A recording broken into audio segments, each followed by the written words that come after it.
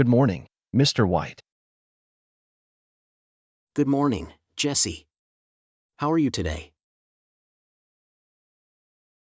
I'm okay. Thank you. But, can I talk to you about something? Of course, Jesse. What's on your mind? Well, it's about English. I've been learning for a while now, but I can't seem to speak it very well. Ah, I see. You can understand but have trouble speaking? Yes, exactly. How did you know? It's a common challenge, Jesse. Many learners face this issue. But don't worry, we can work on it. Together. Can you tell me more about your experience? Sure. I mean, I can read English books and understand movies, but when it comes to speaking, I freeze up. It's like my brain knows the words, but my mouth won't say them. I understand. It sounds like you're overthinking it. Sometimes, focusing too much on grammar and vocabulary can hinder speaking fluency. Really? But aren't grammar and vocabulary important? They are, indeed. However, when we speak, we don't have the luxury of time to think about every word or rule. We have to communicate more naturally and spontaneously. That makes sense. But how do I improve my speaking then? Let's break it down into steps. First, we should organize your learning around specific topics. Have you tried that before? No, I haven't. How does it work? You create a notebook with different sections for various topics like friendship, sports, hobbies, etc. Whenever you learn new words or phrases, you write them down under the relevant topic. That sounds practical. So, I'll have everything I need for a conversation in one place? Exactly. It helps you focus your learning and makes it easier to retrieve words when you need them. Okay, I'll give that a try. What's next? Step 2 is to practice writing before you speak. This allows you to organize your thoughts and practice using the language. Like preparing what I want to say in advance? Precisely. You can use online tools or resources to help you generate sentences and phrases related to your chosen topic. Got it. So, I can rehearse what I want to say and build my confidence. Exactly, Jesse. And remember, practice makes perfect. Which brings us to step 3, continuously. Expand your vocabulary and phrases. How do I do that? Whenever you encounter a new word or phrase, make sure to jot it down in your notebook under the appropriate section. This way, you're constantly building your speaking repertoire. That sounds manageable. I'll keep my notebook handy from now on. Lastly, step 4 is all about practice. The more you speak, the more comfortable you'll become. But what if I don't have anyone to practice with? You can practice by talking to yourself. It might sound strange, but it's an effective way to improve your speaking skills. Talking to myself? That does sound a bit odd. It might feel that way at first, but it's a valuable technique. You can do it while you're alone, maybe while you're getting ready in the morning or taking a walk. Okay, I'll give it a try. Thanks, Mr. White. I feel more hopeful now. You're welcome, Jesse. Actually, there's one more thing I've been curious about. Of course, Jesse. What is it?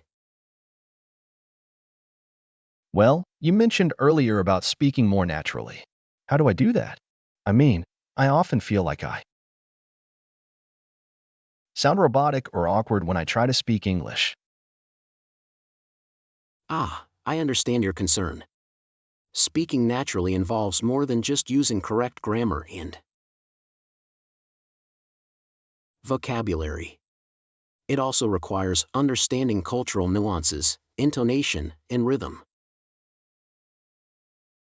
Cultural nuances? What do you mean by that?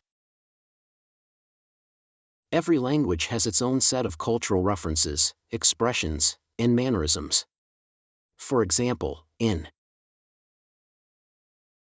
English, we often use idiomatic expressions that might not make literal sense if translated directly.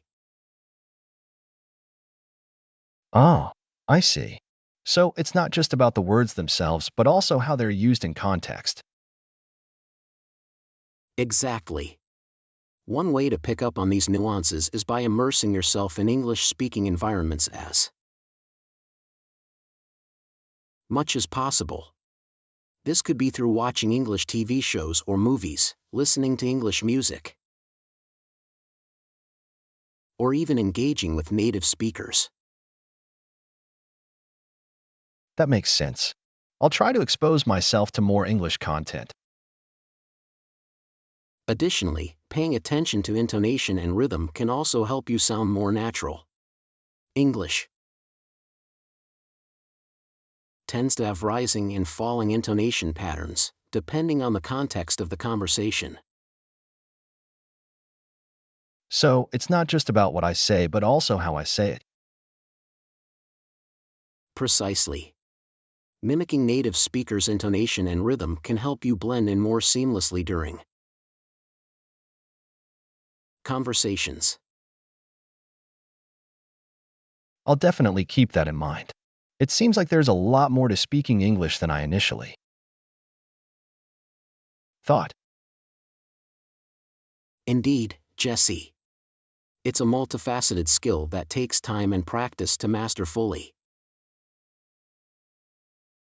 Speaking of practice, how can I ensure that I'm making progress? That's an excellent question, Jesse. One effective method is to set achievable goals for yourself. Goals? Like what? You can start by setting specific objectives, such as learning a certain number of new words each week or practicing speaking for a certain amount of time each day. That sounds reasonable. Setting goals could help me stay motivated and focused. Absolutely. And remember to track your progress regularly. Celebrate your achievements, no matter how small they may seem. That makes sense. It's essential to acknowledge my improvement along the way. Indeed. And don't hesitate to seek feedback from others, whether it's from me, your peers, or even native speakers. Feedback sounds crucial. It could help me identify areas where I need to improve. Precisely. Constructive feedback can guide your learning journey and help you refine your skills effectively. I'll make sure to ask for feedback whenever I can. It seems like a valuable resource. Absolutely, Jesse. Learning a language is as much about making mistakes and learning from them as it is about studying diligently. That's reassuring to hear. I won't be afraid to make mistakes anymore. Now, let me share a suggestion with you. One way to motivate yourself and track your progress is by setting up a language exchange, or finding a conversation partner. A conversation partner? Yes, Jesse. It could be someone who is also learning English or a native speaker who is willing to practice with you. You can meet regularly to chat in English, share your experiences, and help each other improve. That sounds like a fantastic idea. Having someone to practice with could make learning English much more enjoyable. Exactly. Plus, it provides you with an opportunity to apply what you've learned in real life. Conversations. I'll definitely look into finding a conversation partner. It could be a great way to stay motivated and accountable. Additionally, have you ever considered creating content in English? Whether it's writing short stories, keeping a journal, or even starting a blog, it can be an excellent way to practice your writing skills and express yourself in English. That's an interesting suggestion. I've never thought about creating content in English before. It's worth exploring, Jesse. Not only does it give you a creative outlet, but it also allows you to see tangible progress over time. I'll give it a try. Who knows, maybe I'll discover a passion for writing in English. That's the spirit, Jesse.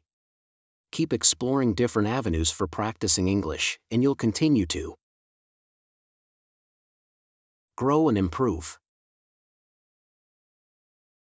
Thank you, Mr. White.